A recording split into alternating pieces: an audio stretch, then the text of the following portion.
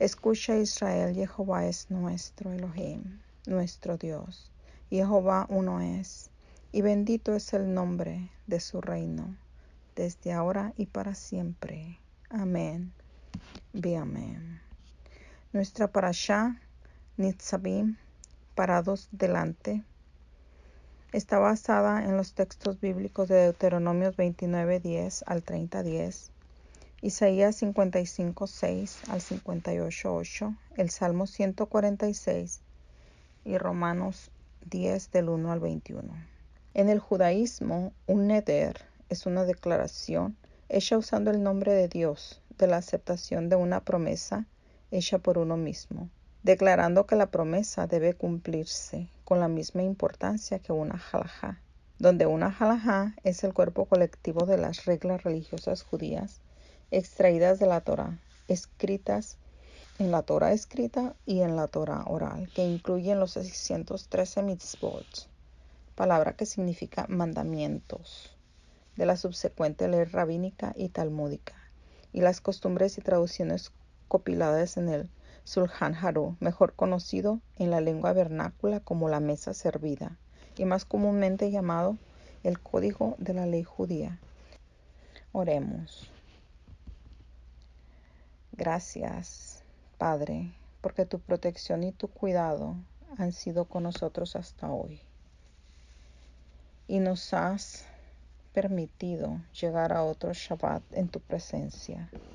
Sé con nosotros alimentando nuestra alma para fortalecernos en ti y estar listos, preparados y apercibidos, idóneos para recibirte en gloria.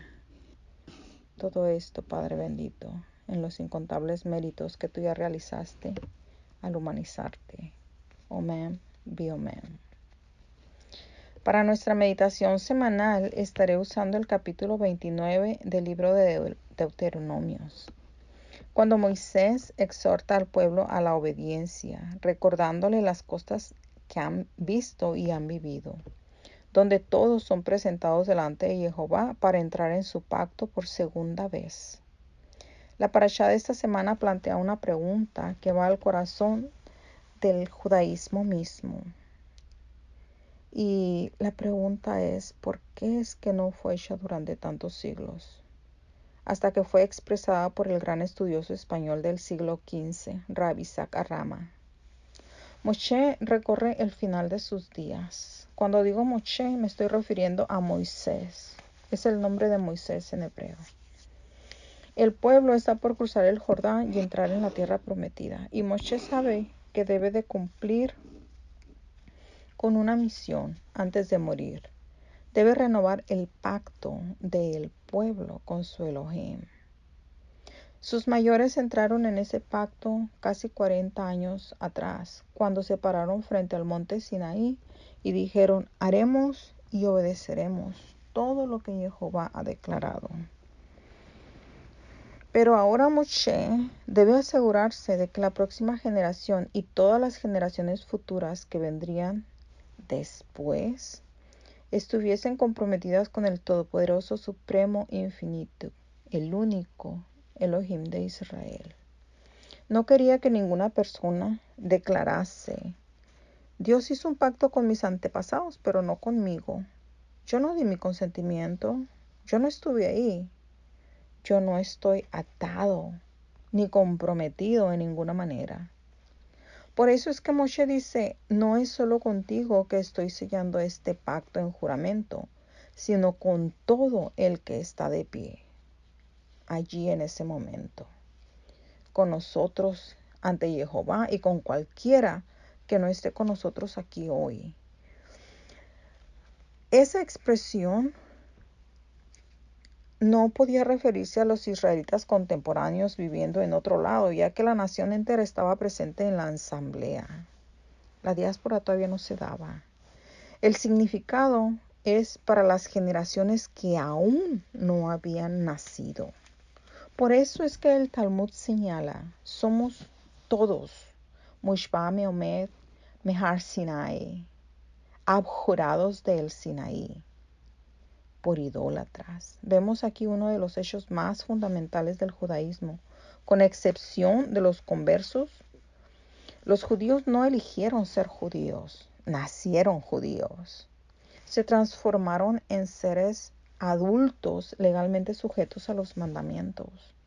A los 12 años para las niñas y a los 13 años para los varones, como parte de un pacto de nacimiento. El bar mitzvah o el bat mitzvah no es una confirmación, pues no requiere la aceptación voluntaria de la identidad judía ante el hecho de ser judío, pues esa elección ocurrió hace más de 3000 años, cuando Moshe dijo: no es solo contigo que estoy sellando este pacto en juramento, sino con quien quiera que no esté aquí hoy con nosotros, aludiendo a todas las generaciones venideras.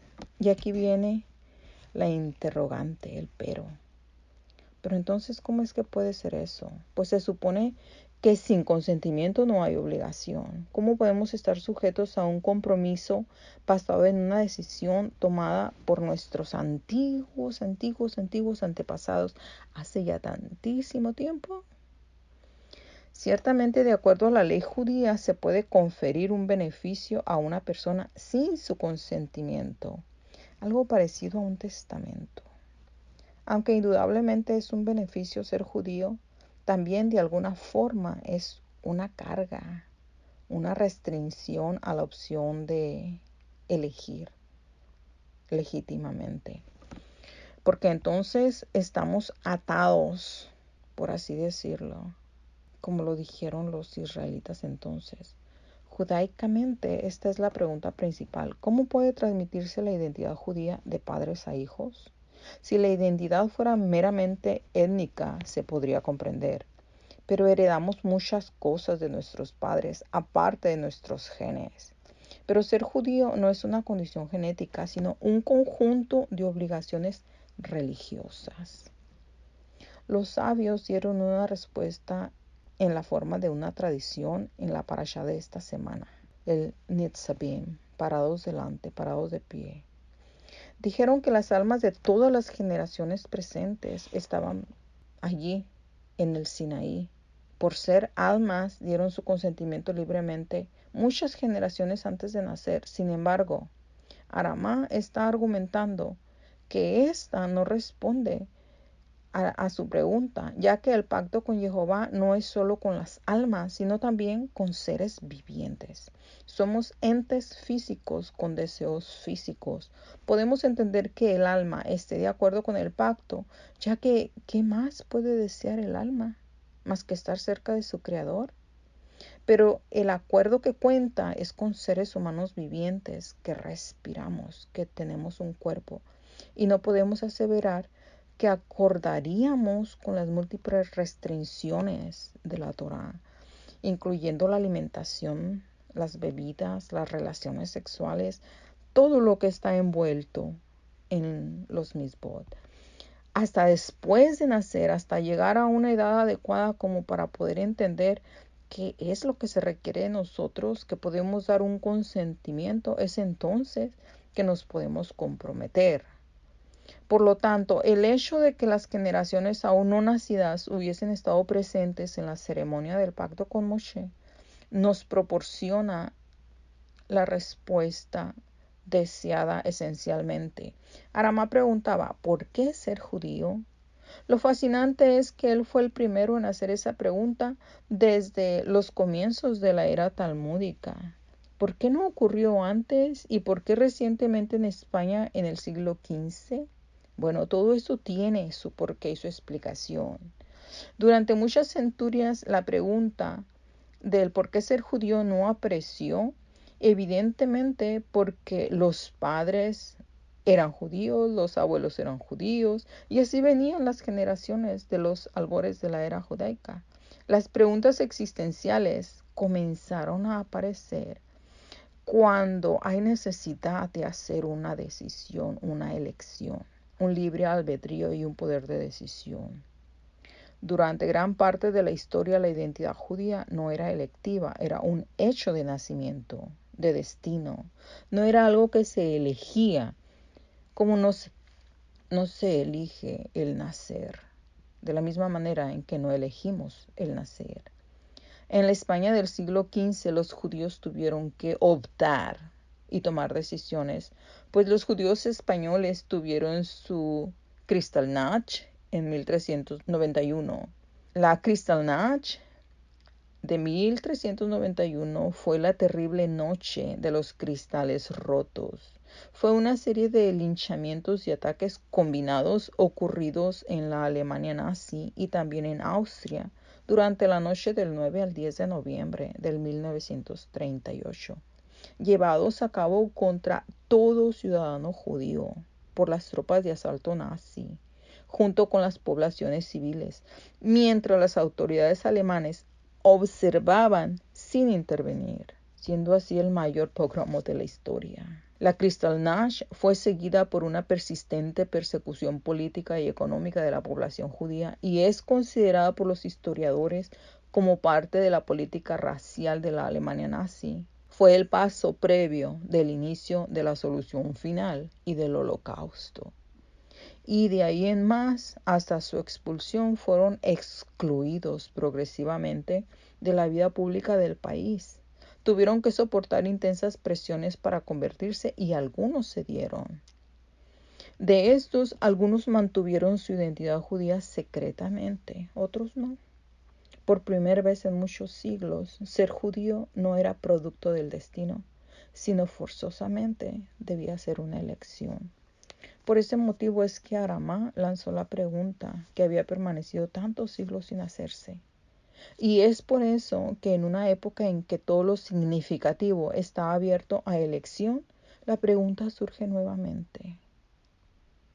¿Será porque los corazones son inconversos, apóstatas, idólatras y de dura cerviz que tienen en poco la bendición de la salvación? Pero también creo que la respuesta más acertada, más correcta, está en lo que dijo el mismo Moshe al final de su declaración, reafirmada en la evidencia textual. Llamo al cielo y la tierra como testigos de lo que he puesto delante de ti, la vida y la muerte, la bendición y la maldición. Por eso elige la vida para que tú y tus hijos puedan vivir. Elegir la vida.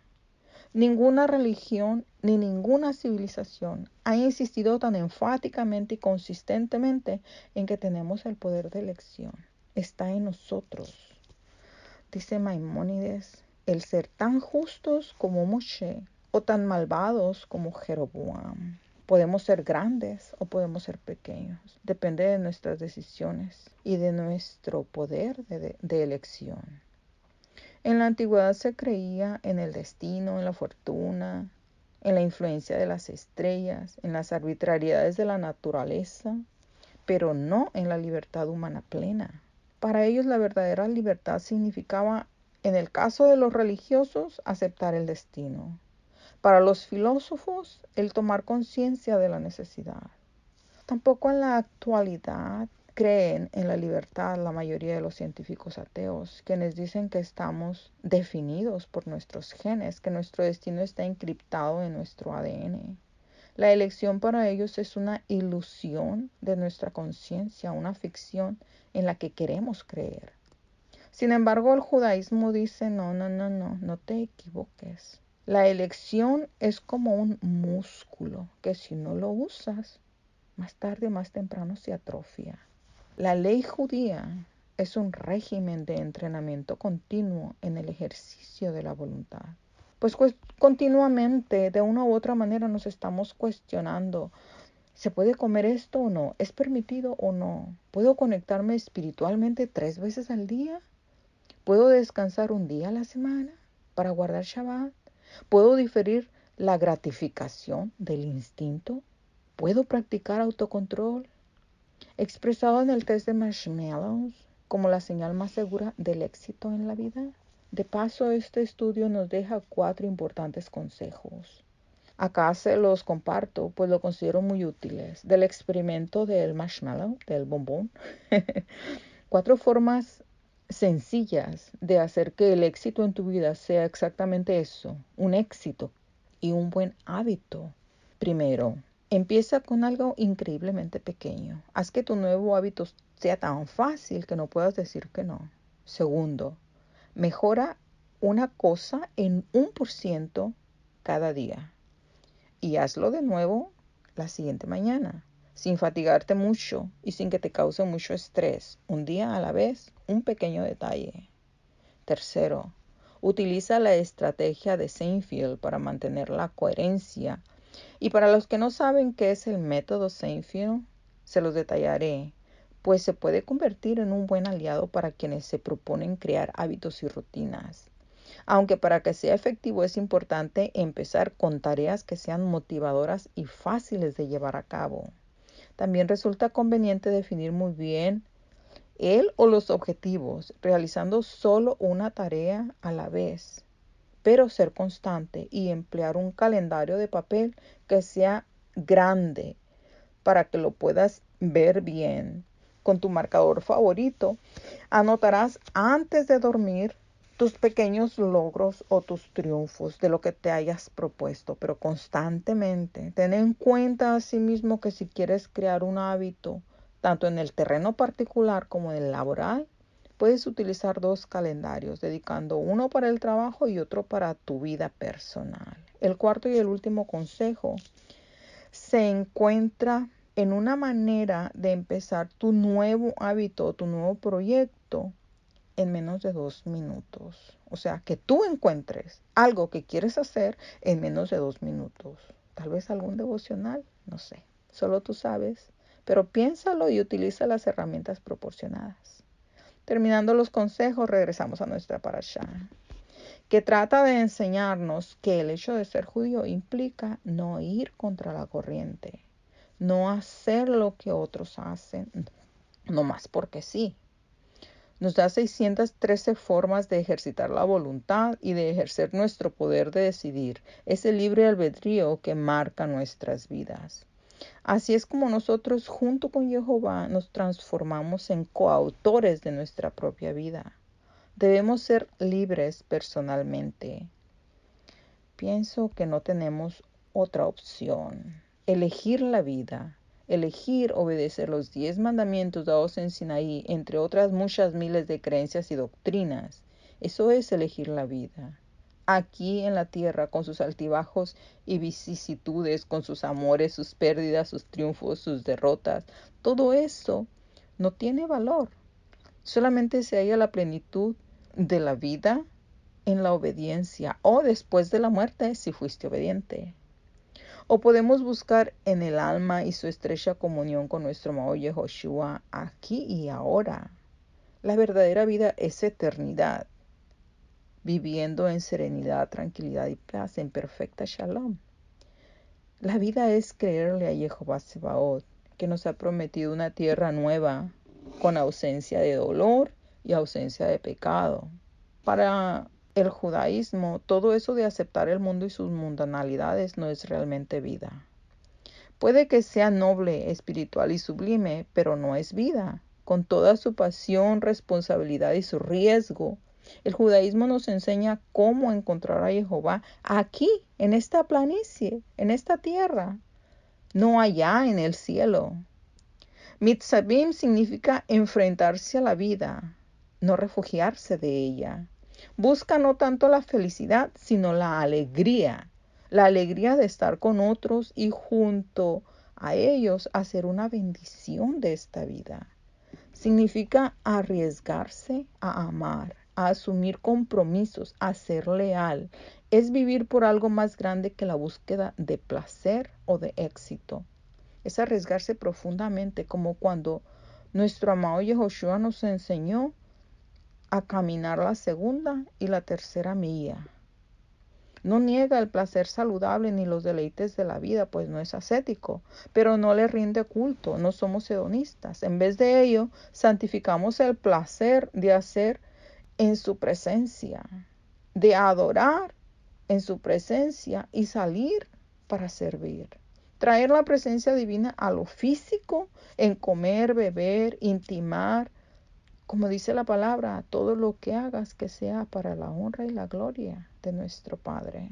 Y encontramos a Jehová no solamente en las sinagogas, en las quejilá, en los templos, en los lugares que a Él le plazca establecer, sino también en nuestro hogar.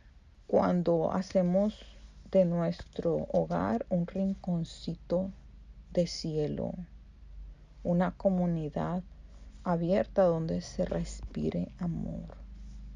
Somos seres a quienes Dios nos ha infusionado su imagen y quiere que le representemos, que demos el mejor testimonio con nuestra vida. Somos simplemente diferentes porque Jehová valoriza la diferencia, mientras que en la mayoría de los casos los seres humanos tratan de eliminar las diferencias imponiendo una sola fe o imponiendo un régimen o un imperio sobre la humanidad. La nuestra es una de las pocas creencias que asignan a los justos de toda nación un lugar debajo del cielo, en base a lo que se hace aquí en la tierra.